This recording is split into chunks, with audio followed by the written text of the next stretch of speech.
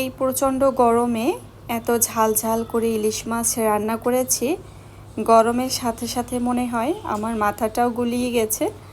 আসসালামু আলাইকুম, কেমন আছেন সবাই? আশা করি আল্লাহর রহমতে সবাই ভালো আছেন। আলহামদুলিল্লাহ, আমরাও ভালো আছি।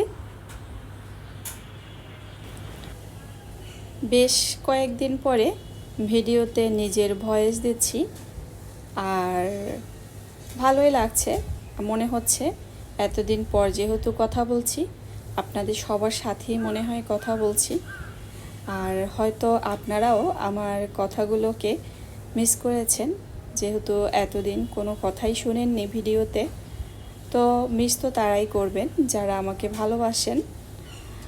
আর এটা তো একটু মজার ছলেই বলেছি যে এত ঝালঝাল করে যে ইলিশ মাছটা রান্না করেছি।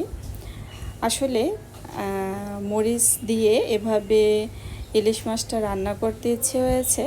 তো বাটা মশলায় যেভাবে শুকনো মরিচ দিয়ে আগের দিনে ইলিশ মাছ রান্না করতো, ভীষণ খেতে ইচ্ছে হয়েছিল নিজের।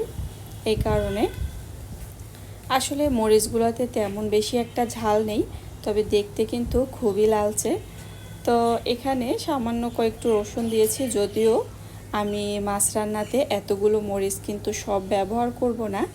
তো যতটুকু প্রয়োজন ঠিক সেভাবেই নিয়ে নিব।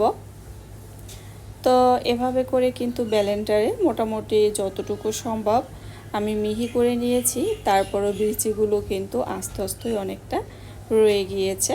তো আসলে ইচ্ছা হয়েছে এভাবে খেতে। গরম, বাহিরে প্রচণ্ড গরম, একেবারে খেয়ে দিয়ে এমনকি ঘুমিয়ে কোনো কিছুতেই যেন শান্তি মিলছে না। তো আসলে এটা হচ্ছে এখন মনেরও একটা ব্যাপার, আর মুখের রুচি, যে কখন যে কোনটা খেতে ইচ্ছে হয় নিজেও জানি না। মাশাআল্লাহ, যেহেতু রুচি ভালো আছে, তো সব পরিস্থিতিতে সব রকমের খাবার খেয়ে হজম করতে পারি, এটাই হচ্ছে সবচেয়ে বড় কথা। আর তার সাথে সাথে আরও একটা কথা বলছি, যেহেতু গরম, তো গরমে অবশ্য পেট ঠান্ডা রাখে এরকম খাবার খাওয়াই ভালো। যদিও এটা বেশ কয়েকদিন আগের ভিডিও ছিল, তো ভাবলাম আপনাদের সাথে শেয়ার করি। তো যেহেতু এভাবে কাঁচা মাছটা ভুনা করব, তো এই কারণে আমি পেঁয়াজের সাথে একটু হলুদ আর সরিষার তেল মাখিয়ে নিয়েছি। এরপরে আমার পরিমাণ মতো যতটুকু মরিচ লাগবে ততটুকু নিয়ে নিচ্ছি। তো হাতের সাহায্যে সম্পূর্ণ মাছের গায়ে এভাবে আমি মাখিয়ে নিব।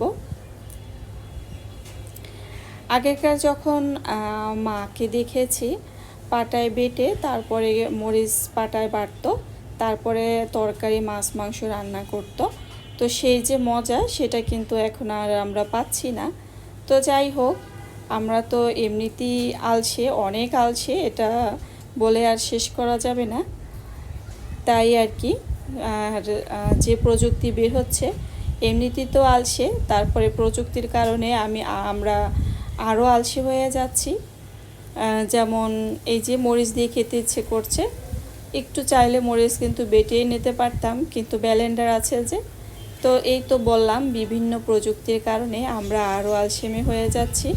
তো আমার শাশুড়ি মা বলতো, তোমরা তো এতটুকু কাজ করছো, তারপরে দেখবা তোমার ছেলের যে বউরা আসবে, তো ওরা কি করবে, শুয়ে থাকবে, আর ওদের মুখে মেশিনের সাহায্যে নাকি খাবার তুলে দেওয়া হবে।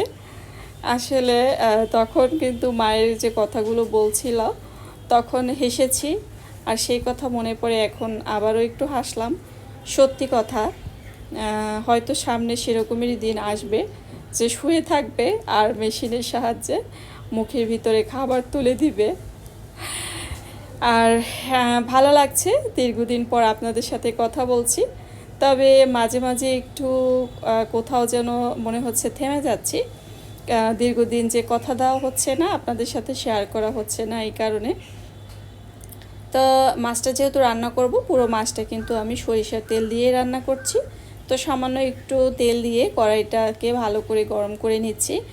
আর এভাবে করলে দেখা যায়, যেহেতু কাঁচা মাছ রান্না করেছি আর ইলিশ মাছ এমনিতেই তো একটু নরম থাকে, তো কড়াইতে লাগার কোনো রকম চান্স থাকে না। তো যার কারণে আর কি তেলটা একটু গরম করে নিয়েছি। তো এরপরে কিন্তু আমি আমার মতো করে মাছটা রান্না করে নিব। আর মাছ রান্নাটা অসম্ভব মজাদার হয়েছিল কি বলবো। জানি না, যখন যেই জিনিস খেতে ইচ্ছে করে সাথে সাথে যদি সেভাবে রান্না করে খাওয়া হয় তাহলে তো আর কোনো কথাই নেই। তো এ পর্যায়ে আমি সামান্য পরিমাণ একটু পানি দিয়ে দিচ্ছি, কারণ যেই পাত্রতে আমি মাছটাকে আর কি মেখে নিয়েছি তো সেটা দিয়েই একটু পানি দিয়ে দিলাম, যেহেতু মাছটা আমি জাল করে নেব কিছুটা সময়। আর আবারও কিছুক্ষণ পরে আপনাদের মাঝে ফিরে এসেছি, কারণ মাছটা কিন্তু বেশ দীর্ঘ সময় জাল করা হয়েছে। এবার একটু আস্তে ধীরে করে উল্টিয়ে দিচ্ছি। ইলিশ মাছের বিভিন্ন রকমের রেসিপি রয়েছে, বিভিন্নভাবে খেয়েছি, আপনাদের সাথে শেয়ার করেছি। আর আমরা যেহেতু বরিশালে থাকি, তো নদী একদম কাছে আছে, আসলে দেখা যায় আলহামদুলিল্লাহ যে কোনো মাছ একদম তাজা তাজাই আমরা খেতে পারি। তো যার কারণে যে মাছের একটা স্বাদ এটা আর কি পাওয়া যায়।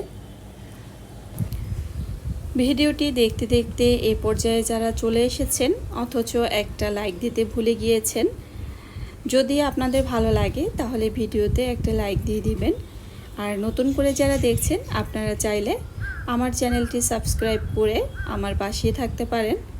এই তো তৈরি হয়ে গেছে ইলিশের ভুনা, খুবই লোভনীয় হয়েছিল মাশাল্লাহ, দেখেই তো বুঝতে পারছেন আপনারা।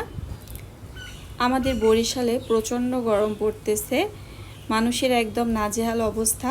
তো আপনারা যে যেখান থেকে ভিডিওটি দেখছেন অবশ্যই কমেন্ট করে জানিয়ে দিবেন আপনাদের ওখানকার কী অবস্থা। এই তো সবাই ভালো থাকবেন, সুস্থ থাকবেন, সেই কামনায় আজকের মতো এখানেই বিদায় নিচ্ছি। আল্লাহ হাফেজ, আসসালামু আলাইকুম।